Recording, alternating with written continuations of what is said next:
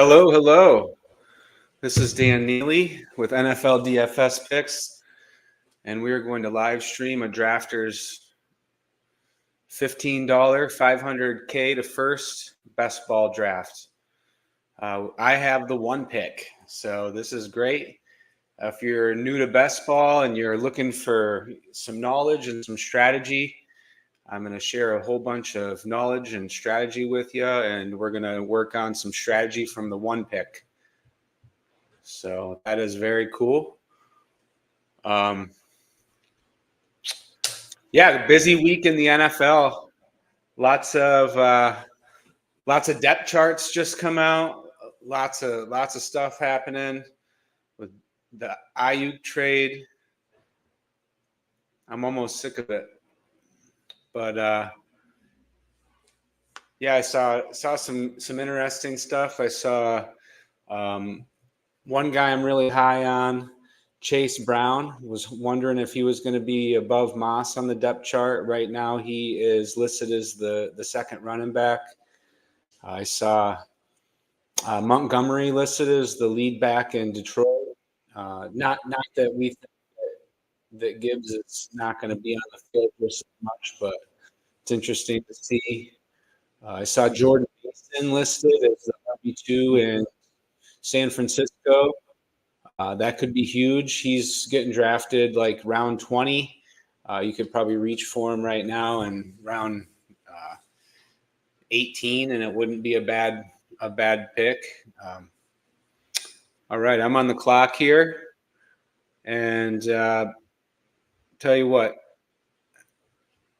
I'm gonna do a McCaffrey draft, mainly because I'm drafting from the 1 seed, and I'm doing a tutorial. And I think most people are gonna think that McCaffrey's the right pick. So I'm gonna do this for the community to help you gain some knowledge on how to draft a good team by taking McCaffrey first. So one thing that I'll say is, when you're doing these drafts, you really need to have, in my opinion, 2 really good receivers on your team. And by taking McCaffrey first, you put yourself in a real bad spot for that. And I've tried all the different formulas, all the different strategies. Now I've done about 300 best ball drafts this year, and I've tried 3 running backs right away. I've tried, getting Lamar and Mark Andrews at the turn of 4 and 5. I've tried a whole bunch of different stuff, and I think the smartest thing to do when you draft McCaffrey first is to just go wide receiver, rounds 2 and 3. I think if you don't do that, you're gonna maybe look at your team and think that you're a little weak at wide receiver. So my advice is, if you're drafting in these leagues and you go McCaffrey, be open-minded. Obviously, if somebody great slides like Jonathan Taylor or somebody that you really love slides, consider taking them still. But I think you want to just get two real good receivers that you can count on next. Hey, Andrew. Good to see you here, bud. Andrew says, how different would it be if you started 2 receiver instead of 3? That's a good point.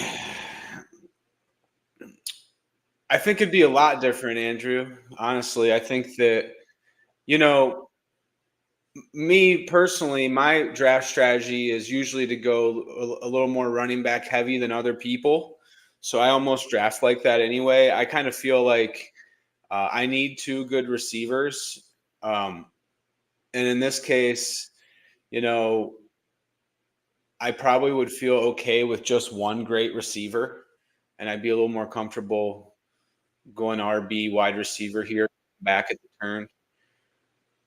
If we only had to start 2 receivers instead of 3, I would draft a lot differently. I think there's a lot of great late round values at receiver that you just can't get at running back. At running back, all the guys that you really try to, take you're hoping for something to happen for them to produce. But the wide receivers that you can take late, they're gonna produce. They're gonna have good games. They're gonna have 6, 7, 8, 900 yards for the most part, or else they wouldn't be getting drafted. And if you're drafting a guy that's not going to get 600 yards receiving as a receiver, you're doing a bad job for sure. What's up, Pooh Hames? Good to see you, buddy.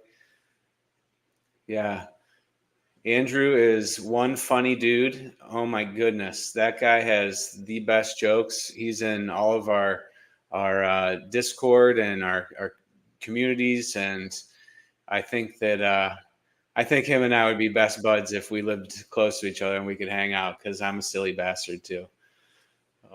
It's good to have you guys here. Disco's coming live from Canton at 6:30, so I'm sure everybody's going to want to check that out. I'm going to go over there and say hey as soon as I'm done here, and I would say at 6:30. If you're not here for a tutorial and you're just our family, head over and raid Disco. All right, so far, let me see. I don't notice anybody here and I'm drafting Willie D. 22 looks like this is his first draft. Brent Dorr looks like this is his first draft.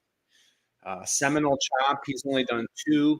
So we do have 3 new drafters here. So I expect maybe some things to either they'll just take the top guys. So I've edited my rankings here, and I'm really not going off of the ADPs anymore of the site at this point in the year. I've done 114 drafts in this particular format, and I've really done it based on the ADPs that are in, and I threw in my top 50 the other day, and I'm publish that on my site here. I've been working on launching my site today, tomorrow maybe. So I like Kyren Williams here. It's my next best player, but I'm gonna pass on him for the sake of trying to give good advice, and I'm gonna take Mike Evans and DK Metcalf instead. I like these guys in best ball. I mean, huge ceilings. What's up, AP? Good to have you here, man. I really like the ceilings of Mike Evans and DK Metcalf. I think that they're probably should be drafted a little sooner than they are. I would take Mike Evans and DK Metcalf personally before I would take Garrett Wilson, before I would take Drake London, before I would take Chris Olave. So I think that they're pretty good value here. And you're getting them before, look who comes off the board next. Devontae Smith, great player, right? But he's the wide receiver too. Jalen Waddle, great player, wide receiver too. Ayuk was another guy that I was considering, but I just don't want to take him right now with uncertainty going on there. I personally think he's probably going to end up staying in San Francisco. My thoughts are, somebody asked me the other day what was going to happen, and I thought that Ayuk would negotiate contracts with other teams, and then I think that Ayuk is going to get some, he's going to sit and think about it a little bit, and I think that San Francisco is going to offer him the exact same money that Pittsburgh is offering him, and I think that in the end, I think Ayuk is going to choose to stay, but we'll see. That same thing happened with Debo. Debo was holding out. Debo wanted a new contract. Debo ended up getting the new contract. So if it were me, I really like Debo. But if it were me, based off of what I'm seeing in the analytics, reception perception, PFF grades, the fact that he was the leading target guy in last year in San Francisco, I would sign him and next year consider trading Debo if I didn't have the money to pay them both. I think you can get a good return, You got Pearsall coming in. Pearsall's more that yak guy. He's more like Debo than he is like Ayuk. Ayuk's more like your prototypical X receiver that I think can run all the routes and do, catch the ball, have a lot of air yards. Where Samuel, I think, is more of a guy with that you're going to rely on yak with, and I think that Pearsall is the same type of player. Josh Allen sliding here a little bit. If I could get Josh Allen, that would be crazy. I doubt he's going to fall. My team name is Just Joshin. I'm a huge Bills fan. Josh Allen is basically my favorite player, and I take him anytime that it's passes ADP. So probably not leaning anything but wide receiver still here. I noticed the running backs are really flying off the board. We've already had 1, 2, 3, 4, 5, 6, 7, 8, 9, 10, 11, 12 running backs taken. I don't think I want to take the 13th running back in round 4 yet. I know that there's going to be still good starting running backs for 5 or 6 more rounds. I have Christian McCaffrey. I don't have to do too much here besides draft Jordan Mason a little earlier than what I would normally draft him as, so I don't miss him. Mason, if you guys don't know, was listed as the backup, and they did a video, a couple social media posts about him this week. I'm looking to go George Pickens and Rashee Rice here if it comes back. I really like Pickens. I know he's sliding right now in drafts, but I'll tell you what, if Ayuk doesn't go there, I really like him. If he does go there, I really like him. Justin Fields and Russell Wilson throw great deep ball. And if I go these 2 receivers, my receiving core is going to be Mike Evans, DK Metcalf, George Pickens, Rashee Rice. I'm set now, right? I don't really have to take another receiver for a while. One thing that I might try to do possibly is Godwin if he slides all the way to 72. I do like doubling up on good receivers. I feel like it really increases the floor for every week, and you want high ceiling and high floor type of players. If you can double up on Evans and Godwin, Metcalf, Lockett, I don't want to say Pickens and Van Jefferson, but considering what the quarterback does in Pittsburgh, which is not throw over the middle if it's Russell Wilson, and more than less try to avoid turnovers more than anything. I think Van Jefferson is a pretty good complement to Pickens in the fact that he'll catch a lot of deep balls. He'll have a few spike games, and if you can get 3 plays out of your 18th or 19th round pick as random spike week play guys, I think that was a really successful pick. And I think that you got to take things into perspective. Once you get to a certain round, you really just want to get a few great weeks. You work on your scores in other ways, like I'm talking about. If I have Metcalf, Lockett, Evans, Godwin, Pickens, Jefferson, Rice, and Hollywood, if those were my 8 receivers, I feel like I would be in a fantastic spot, right?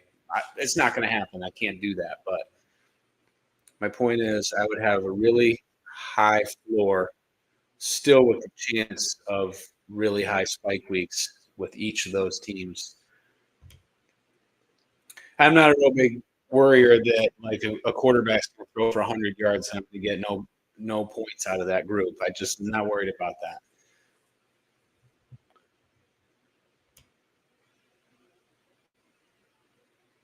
So I'm drafting McCaffrey. I'm trying to get at least 4 starting running backs. I don't really care how good the 3rd and the 4th guys are per se.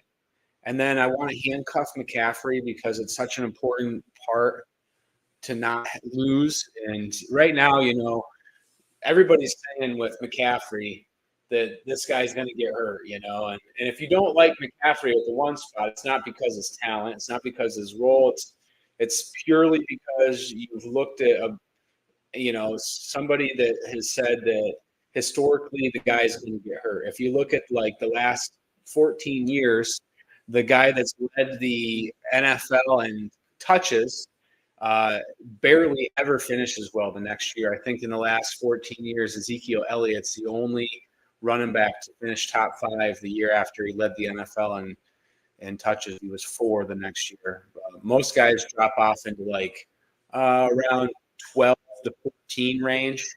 So, McCaffrey isn't going to score any less points a game. I think we can all agree on that.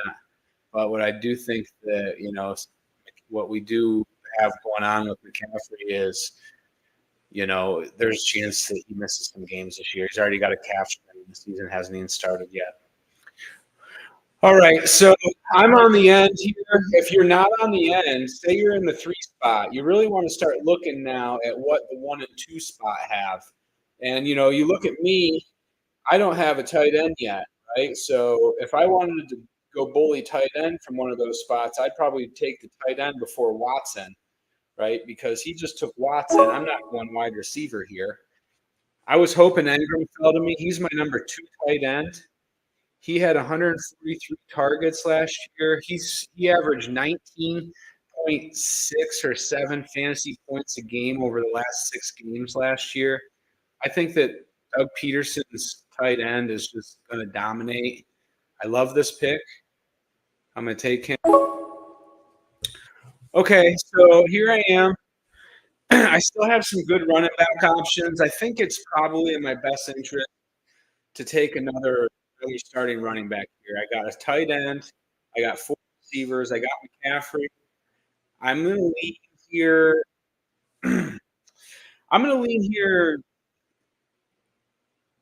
Ramondre Stevenson, mainly because I was thinking maybe Zamir White. So I was back and forth between White and Stevenson. And I picked Stevenson because I like some bye week 10 running backs that are a little later in the draft. And I don't want to get myself into bye week trouble already. I think Stevenson and White are very similar backs. I think they're both going to be on teams that are being very committed to the run game. I think they could put up similar stats.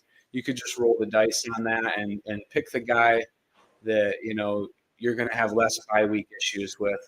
I highly doubt I'm going to be coming up on another running back that I'm devastated that I can't pick because he has a bye week 14 coming up. So, after 300 drafts, these are some of the things that you start realizing. It's like the truck driver that can, once he's been driving truck a while and he's been on the road a while, he doesn't have to look right in front of the truck anymore. He looks way down the road and he can react plenty early.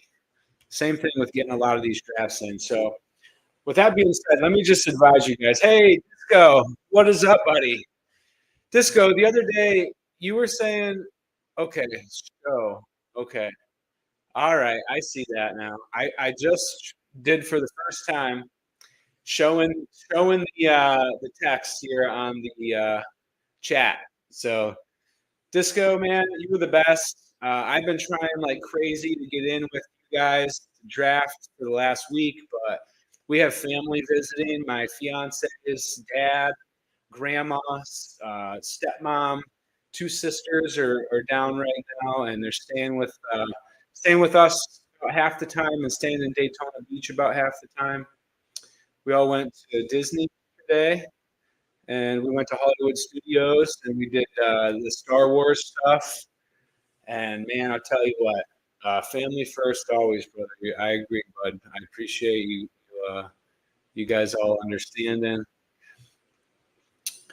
But we had a great time at Hollywood Studios, and I've never been sick before. I could always ride all the coasters. I've been on cruises. I can fly. I got a boat. And for some reason, when I go to Disney, I get really super motion sick. And I've been trying all the different motion sickness medicines, and they make me a zombie. I barely even can stay awake and I tried a new one yesterday. It was called Bonine Faster Acting, and I looked up the ingredients and I saw if there was any interactions, and I saw that it was basically just like Benadryl. But anyway, it worked amazing. I was not a zombie. I had the best time at Disney yet because I'm always a zombie at Disney. And it was perfect timing because I had my fiance's family with me, and the last thing I wanted to do was look like a zombie at Disney. I mean, I'm talking like I can't even keep my eyes open. It's like my feet weigh 1,000 pounds when I'm on these motion sickness medicines. And I looked it up after last time. It's maybe some things interacting that I enjoy. I won't get into it, but I think maybe if I just don't do certain things while I take the medicine, I won't have an issue so bad. Oh, who wants to go to Disney like that, though? Okay, so I'm on the. So I got a couple. I'm going to take the Joku, but I'm going to let this run down so I have more time to think about what I want to do next. Right. So I like two tight ends by Njoku. It's a rule I have. I think Ingram and Njoku are a great complement to each other. So I'm going to do that for sure. And I really like Singletary. But I feel like I'd be laughed at for taking him now. I'm a huge Josh Palmer guy. I think he's going to have a great year. I'm going to take Palmer, knowing that I can probably snag Herbert late. He'll slide more than likely. I have him at the top of my board. So, I redid my rankings, and I feel like I did. I feel like I tried to do my rankings based off of who's going to score the most points. Also, value to their position factored in there. So here I am. I got a stacked receiving group and a stacked tight end group, and I'm pretty thin at running back. So, I was thinking about maybe taking Jaden Daniels there, but I didn't get McLaurin, and I don't really love like taking flyers on late tight ends. I do think Ertz has good value. I can get him really late, but I don't really love. That's not my style. I don't like to take flyers at tight end. I like to just get two and be done with it. I feel like if I can just get two tight ends early, two by Njoku. Njoku, if you pick around middle of the draft, you want to take two tight ends by round 9, and you can have, in my opinion, a bully tight end roster. And I know we all have a little different opinion on what constitutes bully tight end, but in my opinion, I think any of the top 10 guys are so close this year in what their ceilings are that really each situation could lead to. I could picture each of the top 10 guys being the number one tight end this year. Certain little things have to happen, like Dawson Knox probably has to get hurt for Kincaid to do it. Isaiah Likely might have to get hurt for Andrews to do it. Ingram could do it if he just finishes if he just starts like he finished. Njoku could do it if he averages as many points as he did over the last 10 games, which is 15.6. He would have finished as tight end 1. Ferguson, had amazing weeks. He scored like 40 points in the playoffs. They didn't add it. I could see him being tight end 1. Obviously, Kelsey, I could see being tight end 1. Um, I could come up with a story and believe it. Each of the top 10 guys have a chance to be the number one tight end this year. And I think you need two of them. It's just how I feel. I feel like if you get two of them, now you're looking at the rest of the teams. There's 12 teams, and you have two of the top 10 tight ends. So now you're forcing a minimum of 3 teams to go tight end fishing late while you're trying to get values at other positions that you could probably get better value at. Like you can take Greg Dortch while somebody else is taking Sinat, right? I personally want Dortch in that situation, right? So that's why I draft 2 tight ends by Njoku. That just opens that up. I can just forget about tight end the rest of the draft now. I don't even want to look at it. If Hawkinson's there, 15 picks after ADP, I might think about grabbing him, but only if I can get 2 quarterbacks here before that, because you can't have more than 5 combined quarterbacks and tight ends.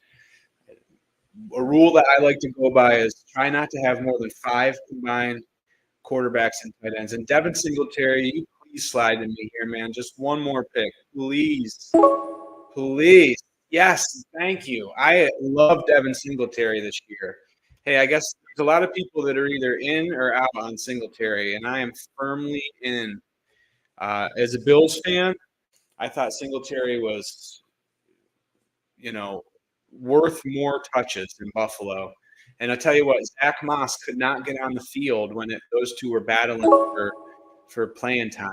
So, here I am. So I got McCaffrey, Stevenson, Singletary. I really need another running back. I really need another running back here. I'm gonna take Gus Bus, and I'm gonna hope that Justin Herbert slides into the 140s, and I can get Herbert, Gus Bus, and Palmer, and kind of lock up that offense. Now I got bye week 5, bye week 9, bye week 11, and bye week 14. Now I'm good at running back. Now if I can get one, who aims? 120 Singletary is becoming more common, and I don't understand it either, man. I don't understand it. So he's the bell cow back, and Eric Gray and Tracy are both pretty good running backs. I will say I watched a bunch of tape on those guys, and if Singletary goes down, I think that they're in good hands. I think they can get good production out of either guy. Gray is number 2 on the depth chart right now. AP, people think he's dust and Tracy will take over. I don't see it. Huhaim, Tracy is way better bet on underdog. You know what? I'll say something about Singletary too. In the last 4 games, he's only missed. In the last 4 seasons, he's only missed 1 game, guys. He's like 5'8", but he's like 215. He's thick. He's not that little guy, right? He's really thick. He's a good blocker. He's a good receiver. He can do it all. He played with Dayball in Buffalo, and he was the starter there. And we had some good backs. We rotated a lot of backs. And every year that they were together, besides his rookie year, maybe it was even in his rookie year, he had at least 1,040 yards, right? So he's going to have at least 1,040 yards again. I'll guarantee that, unless he gets hurt, which doesn't seem likely. He takes great care of his body.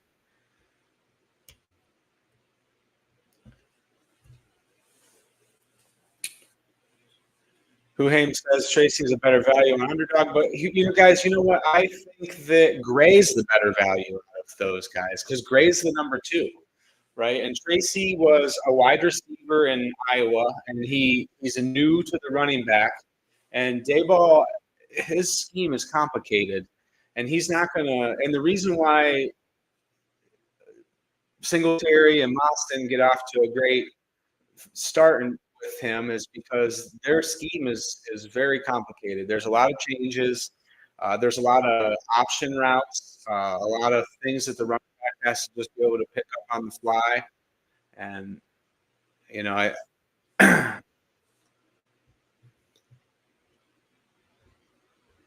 so what do we got here? We got Herbert still on the board, so I was hoping that he'd slide to me. He's been sliding with that little foot injury he has. I'm not worried about it. He's one of the better quarterbacks. He's probably the best value at quarterback in this entire year of 2024. Justin Herbert has finished his top 3 fantasy quarterback. Let me say something about Justin Herbert that you guys might not be thinking, okay? So Greg Roman, everybody's like, Greg Roman's the offensive coordinator. Justin Herbert's going to have a down year. Well, that's a lie. Greg Roman's quarterbacks have been top 5 over and over and over. Even Tyrod Taylor had a top 4 fantasy finish with Greg Roman as offensive coordinator in Buffalo as far as fantasy points per game score. He was like 19 fantasy points per game score. He would have finished like 3rd or 4th last year, right behind Dak. Lamar Jackson, same thing, scores 19, 20 points with Greg Roman. You guys, just because they have a little bit of a run first mentality there doesn't mean that the quarterback's not going to be great in fantasy. And if anything, I'm looking at Justin Herbert like a guy I absolutely have to take here. First off, I've already planned on it. When I took Palmer and I took Edwards, I've locked this offense up. And I wouldn't mind getting another QB here, but I don't really love any of the guys that match up with my players. I could take Watson, but it's too early. He might slide if I'm lucky.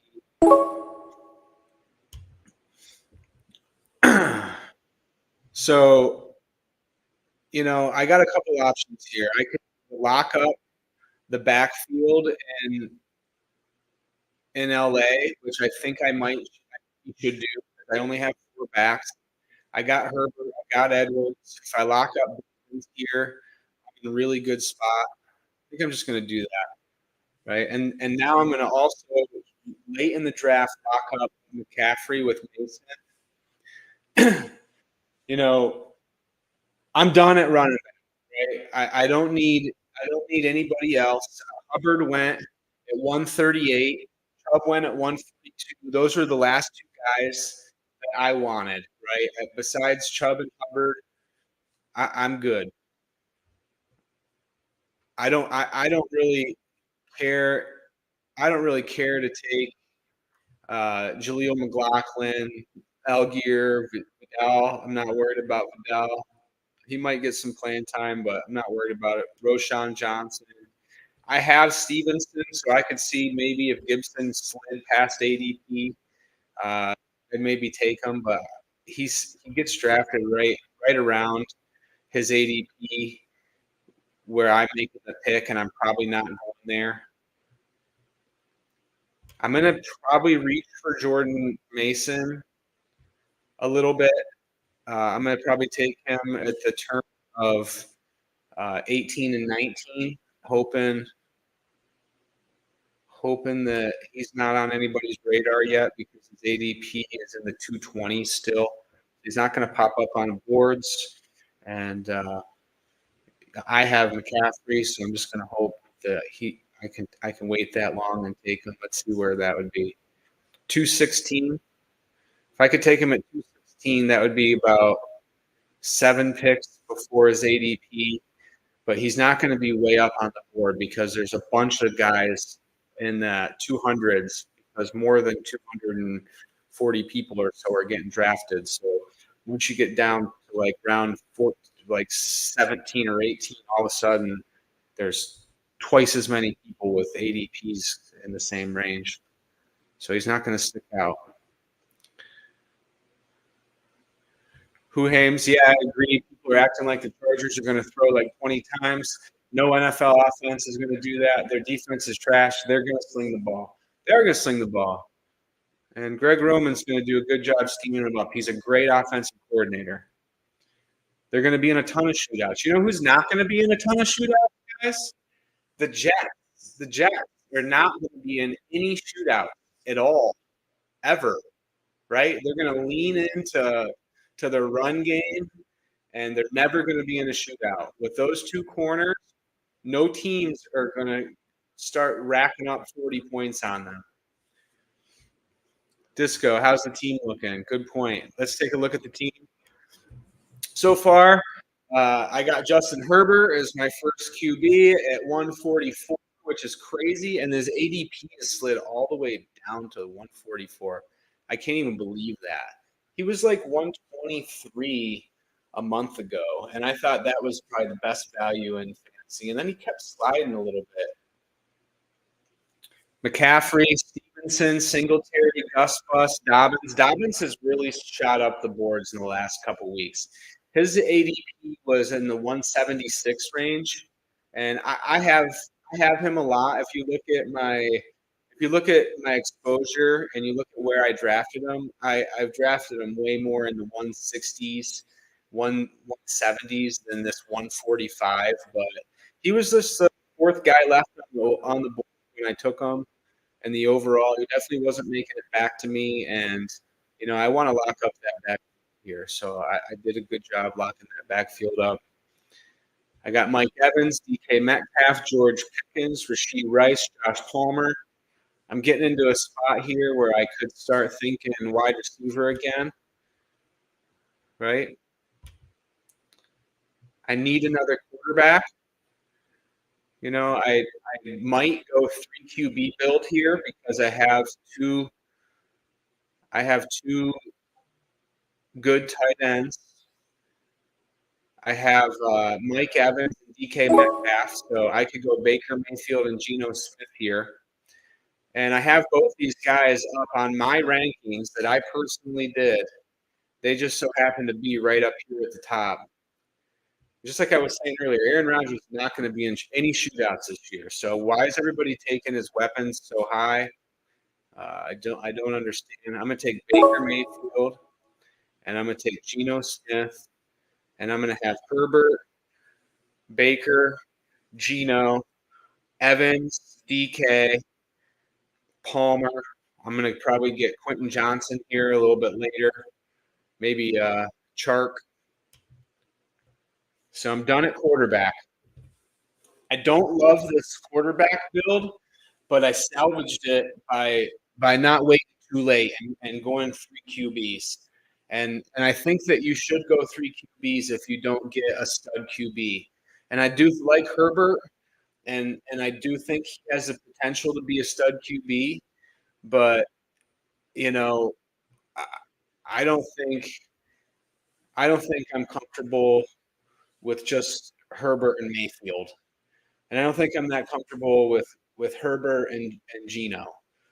But I think that now that I've stacked that position up as well as I did, I have, 3 of my top 5 receivers stacked with my quarterbacks. You know what? You got to be great at building correlation, and I am great at building correlation. I don't want to sound like I have an ego, but there's things that we all have strengths at when it comes to drafting. And one of my strengths is building good correlation, stacking well, putting kind of my eggs into a team and kind of hoping that if that team's great, I should be good. Andrew says Arizona will be in some shootouts unless their defense improves. They scored 29 points against San Fran, but still lost by 16. Andrew, it's a great point. Great stuff. AP says Arizona's defense is terrible. Tons of shootouts. I agree. I love Arizona's second and third wide receivers. I've been taking Wilson and Dortch and stacking those two guys together and thinking that I'm going to more than likely have a great play out of that. A really late, minimal investment. Andrew, they're awful covering tight end. They were the worst team, I think, ever at covering tight ends. Maybe that's good they lost their linebacker because they sucked at covering tight ends. I know I follow the league pretty well, but I don't really know who this BJ Uluojahri is, to be honest with you. Is he a draft pick this year? Big Draft. Brother, Big Draft loves everybody, and we all love him too. He does so much for our community. I wouldn't be here right now if it wasn't for him. Basically, as soon as I began this whole thing, Disco and helped me right away. It was almost like fate. He just reached right out and he was the guy that got me. I've never even heard it sport before. I'm 43, so this goes to show you. I worked in the oil fields for 27 years. I had a house washing business business, a snow removal business, a lawn care business, and I'm a salesman nowadays. And I've never really done this stuff before. This is my third live stream ever, I think. So welcome to my third live stream. Hopefully, I'm not doing too bad considering this is my third one. I'm just trying to fill the void with the encyclopedia of drafting information in my brain, and I want to really just make sure I'm trying to pass on as much knowledge as I can about what we're trying to do here. Dortch, you freaking asshole! I was going to take Dortch. All right. So we're going to look for any sleepers that fell.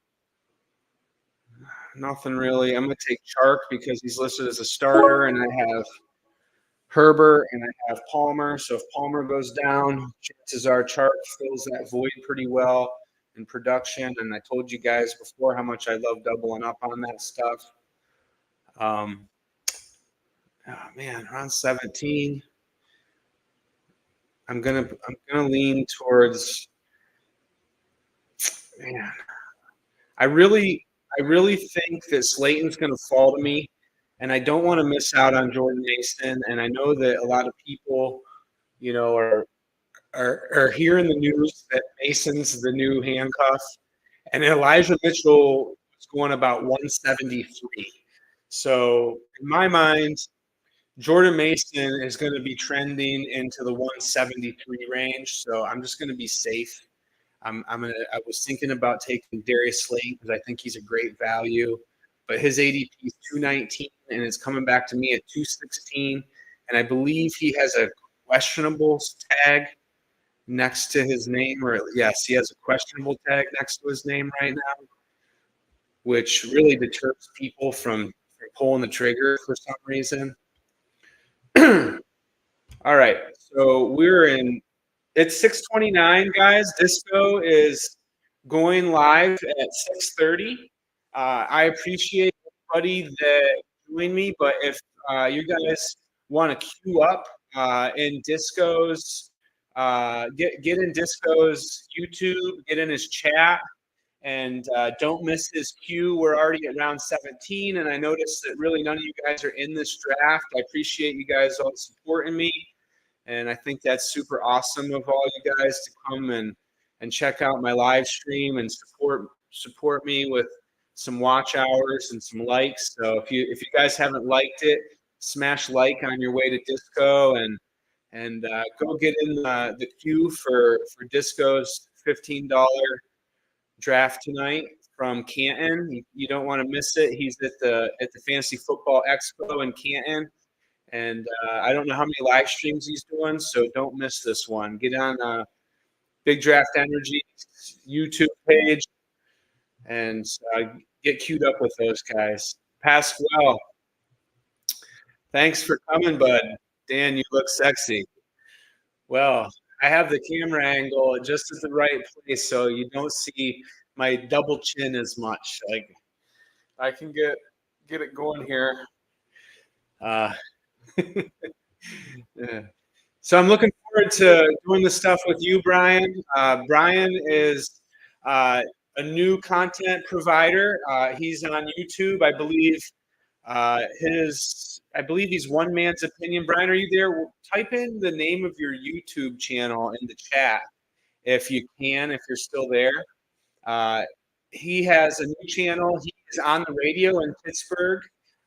He does a radio show. He's going to be doing the pregame show for the Steelers for, I believe it's 99.3 in Pittsburgh. So he does his show is called One Man's Opinion, and he is a great. I tell you, Brian and I went to college together, and Brian's got a great voice for commercials. Oh my goodness! I listen to when I go on a show.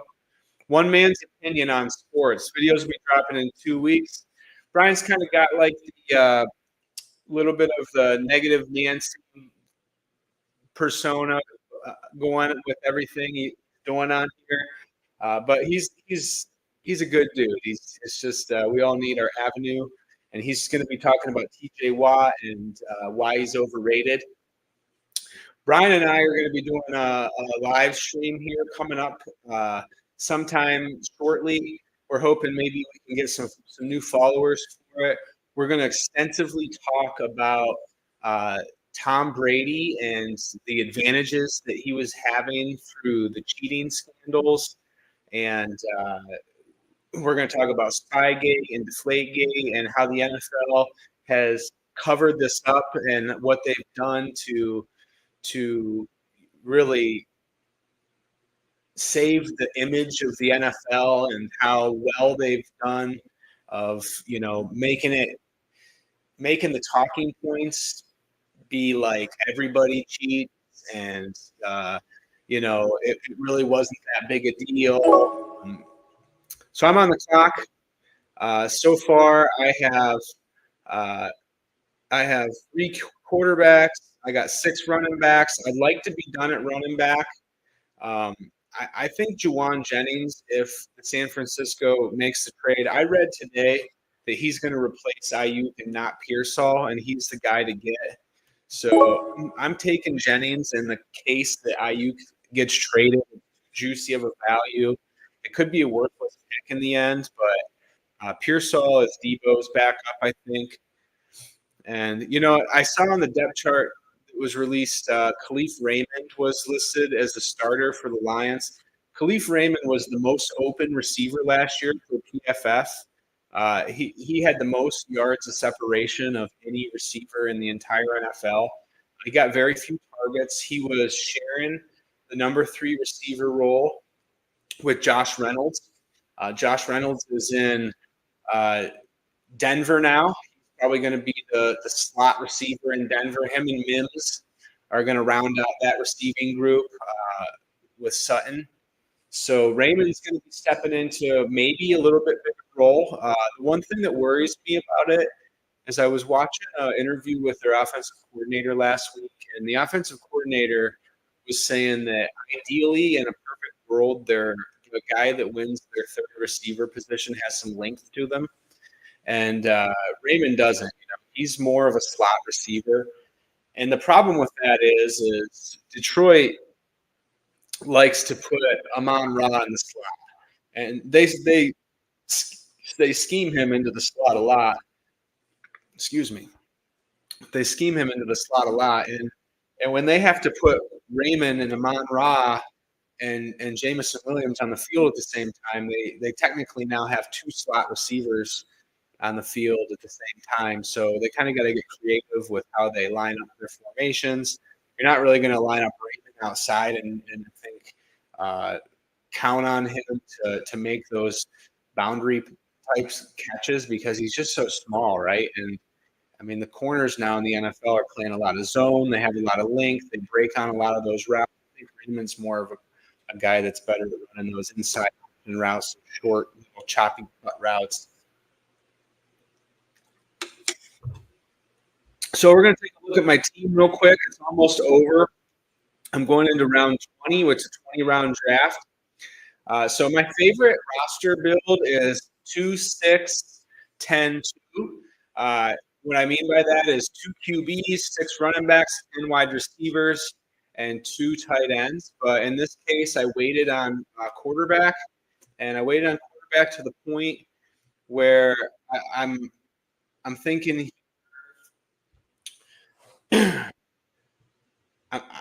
I'm pretty much fine with my team, to be honest with you. I don't think I have any reason to worry about adding anything else. So I could take best player available here. I got 3-6-8-2. I think you need at least 8 receivers when you're doing these drafts. I think you need at least 2 good tight ends. So I got 2 good tight ends. I'm not a big 4 quarterback build, but I could see if something happened like Russell Wilson slid all the way to pick 240, and he was the last guy, and I could take Russell Wilson and now have 4 of my top 5, 6 weapons handcuffed. I could see why there could be some value there, and I might consider doing that, even though I'm kind of against 4 QB builds. but you want to be, you want to set yourself up to be able to take best player available sometimes in the end. And I did that by kind of reaching on Jordan Mason and rounding out my receiver room, as early as I did. I have Evans, Metcalf, Pickens, Rice, Palmer, Chark, Juwan Jennings, Khalif Raymond. I mean, I have a really solid receiving core. I have Evan Ingram and Njoku. I have Herbert, Mayfield, and Geno, and I don't love those QBs, so I'm just going to take a look. It's almost my pick, try to get an idea of, look at that. Russell Wilson is sitting there, and I hate Russell Wilson. I don't want to watch him play quarterback ever again, but man, I can handcuff four of my top weapons here. I don't need a tight end. I'm not even going to look there. What do I do? Do I take Zay Jones, a wide receiver 4 in Arizona? Do I take Odell Beckham, who's only going to really matter if somebody gets hurt in Miami, I think? Do I take Elijah Moore, who might add Brandon Ayuk this week? I don't love any of those guys. One thing that I could consider here is maybe taking Eric Gray. He is the backup. I don't know if he's gone yet or not. But you know what? I'm gonna take Russell Wilson. I don't advise taking 4 quarterback builds that much, but in this case, it just makes too much sense. Russell Wilson today is still the starter. I have a shit quarterback room. Let's just face it, okay? But Russell Wilson should be drafted in the same range as Geno Smith if Russell Wilson's going to hold on to the job, right? I mean, Russell Wilson, as far as fantasy points per game, was top 15 quarterback last year. And at the very, very last pick in your fantasy draft, you're taking a shot.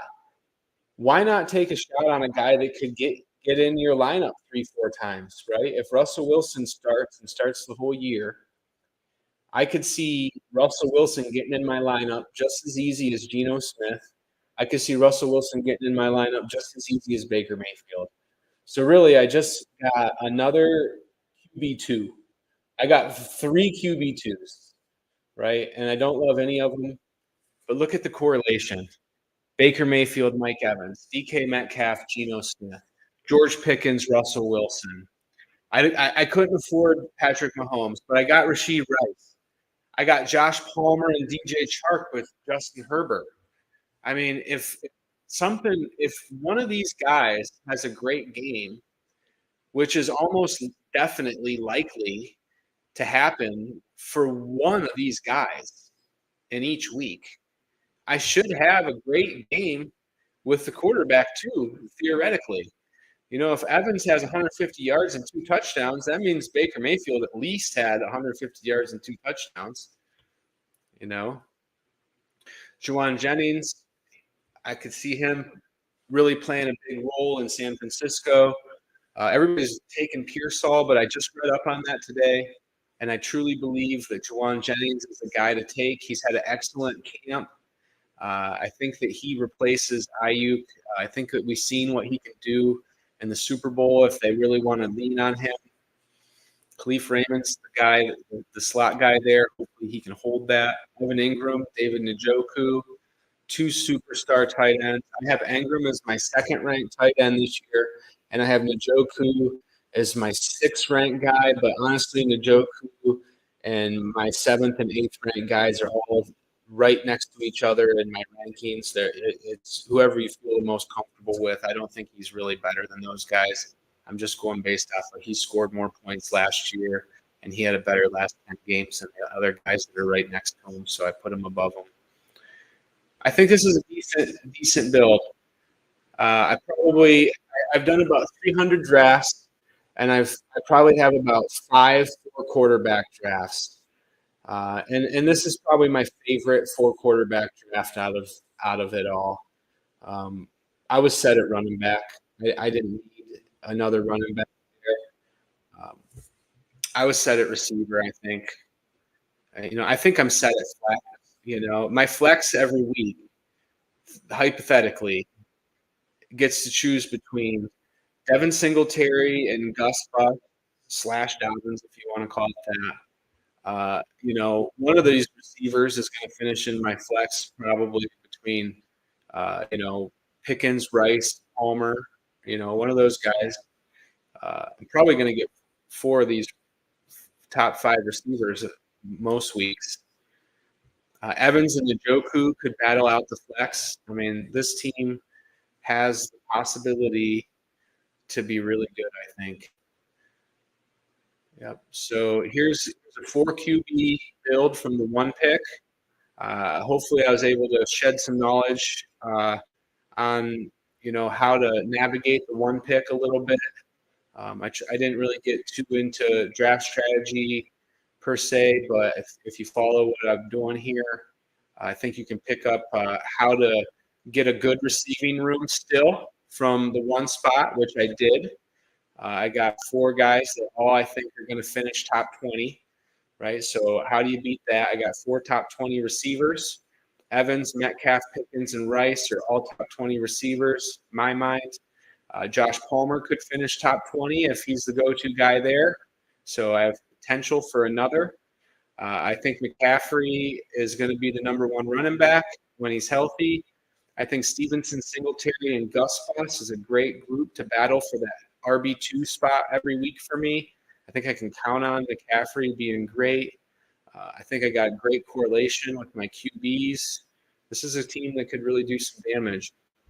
So hopefully that was a good video for you.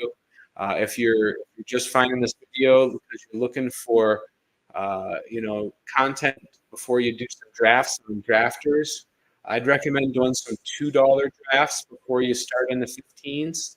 I think the $2 drafts make sense to do maybe at least 6 or 7 before you go into bigger money leagues. And I think that the best advice I can give you is to try to be around 2, 6, 10, 2. And if you have to go more than one QB or tight end, try not to do it with both if you can help it. So if you don't get 2 good tight ends early, make sure you get 2 good QBs early so you don't have to spend a whole bunch of picks at those positions. One thing I like to keep in mind is you can only start 1 QB and you can start 3 running backs and you can start 4 receivers and you can start 2 tight ends if you take into fact flex, right? So, there's not a real advantage to drafting 4 QBs. So don't think just because this worked out nicely that it should be something you target. You have to let the draft fall to you. And in this particular case, the quarterbacks just fell in the right place for me to take them at good values. I took Mayfield 6 picks after ADP, and I took Geno Smith 4 picks before ADP. I was going to have to wait 22 picks to pick again. So, there's no chance of those guys coming back to me. And then Russell Wilson, I was able to get him 25 picks after ADP, or else I would have never done that, right? So don't just go reaching to do stuff like that. Let it fall to you. If it falls to you, take advantage of it. If it doesn't fall to you, don't take advantage. Don't reach. I mean, take advantage of what does fall to you. If a wide receiver that I really liked was still on the board, I would have taken a wide receiver over Russell Wilson, but I really didn't like any of the wide receivers that were left, so I didn't. All right, so I'm going to end the stream. I appreciate you guys joining me. I'm going to go over and check out Disco. I don't know how to do the Rage yet. Like I said, this is my 3rd stream ever, so I don't have all the good stuff. I'm going to finish here with having Brian's little one man's opinion on sports. So check out Pasquale's page. He's going to have some good stuff coming up here. Maybe we can get him into our X group and help him grow his stuff with our group too.